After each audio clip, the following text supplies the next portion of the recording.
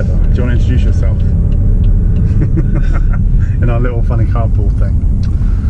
Good morning. I'm Heather Melville OBE, Director of Strategic Partnerships and Head of Business Inclusion Initiatives at RBS. So I did that, you remember I did that TED talk ages ago about being colour brave? Absolutely. And I did that tweet and nobody retweeted it, and I found out that people were scared to talk about race, and in particular what are the issues and barriers that black women and men face in business. Well, you know I'm not a great Twitter fan. I've got to force myself to go on there. But when I saw your first tweet, I thought, I don't understand this. What is this? Why hasn't anybody retweeted? Then I asked myself that question, why didn't I retweet? And I thought, well, they all know that I'm not on Twitter that much, but also there must have been, because I normally retweet everything you do. But I think it was actually that whole thing around black, when you use the word black. Now, I loved what you did. I loved that TED talk. It was so important and so to the point, I thought I need to find an excuse to bring this into a business meeting with a client, because it was absolutely clear. But one of the things that I know is real is that there are so few of us as black people in the corporate world. Sometimes that makes you feel isolated and alone. And you can't always have a voice, and if you do have a voice, and this is not all the time, but if you do have a voice, sometimes it's seen as an aggressive voice rather than an assertive voice or a business voice. And so what happens is you either do one of two things. You either let that voice continue, and if you get frustrated you leave, or you stay and say nothing. And I see a lot of people, very talented people, stay and say nothing. But the other side is, I do also feel that to have a voice, you've got to deliver in your job. Because if you don't deliver in your job, they'll just say, people will just say, oh, she's just focused on that stuff, he's just focused on that stuff, and they're not delivering their job, so it doesn't count. 15 years ago, where I was the minority, it was tough.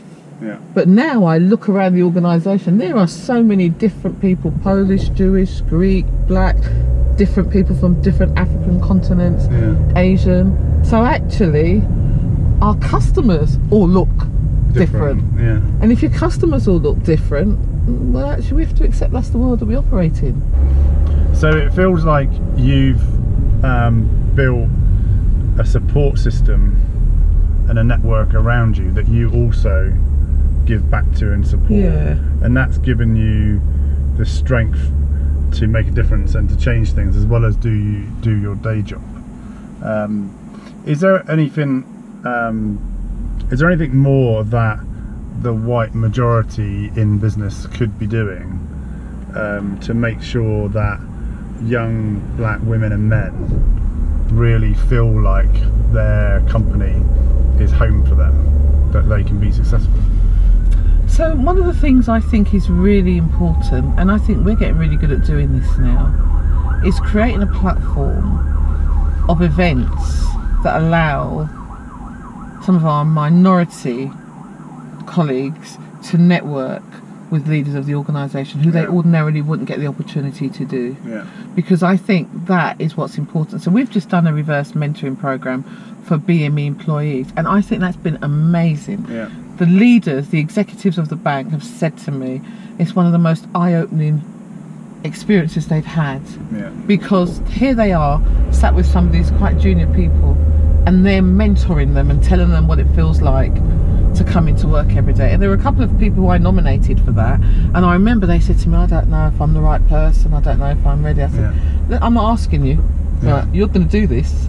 I said, because one, it gives you the opportunity to connect with somebody senior, but also it helps you with your own development, having a voice. So you're not going to do well just sat behind a desk. So going back to, I know you're still very young, but going back to your earlier, I'm older than you.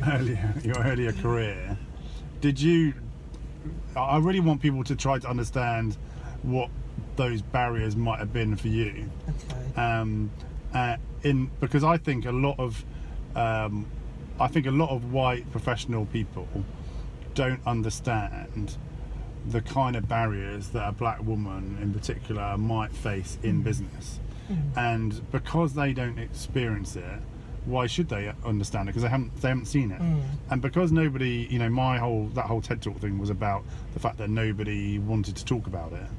And so because no one wants to talk about it, no one gets to learn about the everyday exclusion that goes on and those everyday barriers. And I really want people to try to open their hearts a bit to this is actually what's going on. And I know you're not deliberately excluding people, but this is what some black women and men face in business. So I would say I've been quite privileged in the sense where I've worked for some amazing organisations who've just seen me as Heather Melville and given me a voice and given me a space and allowed me to be who I am. What's interesting is I'm not saying that there hasn't been some form of racism there, but I haven't seen it because I've chosen not to see it. Right, and a big part of that, and that's how I brought my children up actually, is if you don't like me because I'm black, that's your business. If you don't like me because I'm a woman, that's also your business. But let's be clear, I have a job to do, I have got children to feed, I've got a career, and no one's stepping in my way. If I've not got a job, it's because I'm not the right person for that job, or that job's not right for me. People ask me, Heather, is it right to say black? Is it right to say BME? Is it right to say BAM? Will I offend anybody? And I think that's great that people ask me those questions, because when they ask me the questions, it means I can give them the correct answer. So what's the answer? Well, so I'm a black woman, that's who I am. Right? So if you're referring to me in a derogatory way, I'll have you. But if you make a factual thing that says there's Heather over there, the black lady over there, actually there's nothing wrong with that, because that's who I am. Right? I remember years ago I was in Austria on business, and it was so funny, and the chief executive of this bank, they'd arranged for a car to pick me up at the airport, and so they said, how will we recognise you? So I'll be wearing a red coat. And someone said, why don't you tell them you're black? I said, because I want them to focus on the red coat when I'm coming through. Because there are going to be very few people that are black that will be walking through that airport. Right? So I want them to focus on the number of red coats that walk through, and then they'll see that I'm black when I get there. But I also feel that black people, we've got to be comfortable about who we are as well. We've got to be comfortable saying that we're black and not feeling that we're a minority or that we're less than. Why do you think black folks don't feel always comfortable to well, that's a whole different subject, because that takes us all the way back to slavery, doesn't it? You know, I don't know if we've got enough time to go through that, but you know, I think about this, and I can talk about this because, you know, we have people that are fair, we have people that are dark, we've got people that have got short hair, we've got people that have got long hair, you know, and actually what happens is, if you go back to slavery, which is pretty deep, if you were the mulatto, I think they was what they called it, the fair person, you were treated differently. You were upstairs with your master, and the darker and the blacker slaves with the more curlier and natural hair, they were downstairs. Right, so there is still an element of that. So there's kind of like segregation within the black community itself. Absolutely, and then you'll have that, you know, Africans versus Caribbeans, then you'll have Caribbeans versus the big island and the small island, and actually, so there is, you know, there's a whole range of different things that form behind this, and until we bring it to the surface and say, well look, we are one people. When somebody sees me across the road, I'm Heather Melville, the black woman, they don't care that my parents are from Jamaica or any of that stuff, they just want to know who I am. And I think, you know, that going back to that TED Talk you did, I listened to it twice. And you saw I retweeted it, because I didn't hear it at the time, and I retweeted it, because I thought you were bold and you were honest and you were openly vulnerable, because you have all these thousands of followers and not one person. I know, it really freaked me out. And I remember now, when you said it to me, I didn't realise what you meant, and then I realised, I thought, oh my God, this is what he meant. And now I totally get it. And I should explain, so I tweeted Melody Hobson's interview with our chairman, Yeah. which was about her experience of being a black woman in corporate America, and I found the whole thing really amazing. So I tweeted about it, and nobody retweeted it. Yeah. I mean, it really, I mean, it still shocks me today. But what I love is it shocked you, but you've decided to take some action. Yeah, totally. Right? That's what's really key. Yeah. So what we need is when people do these reverse mentoring programs or they're having these conversations, actually an action needs to come out of that session. What's the one thing I'm going to leave here with that's going to help change that? And most people will be shocked when I tell you that I'm normally quite a shy person and reserved. I know you're shocked, but I'm quite introvert.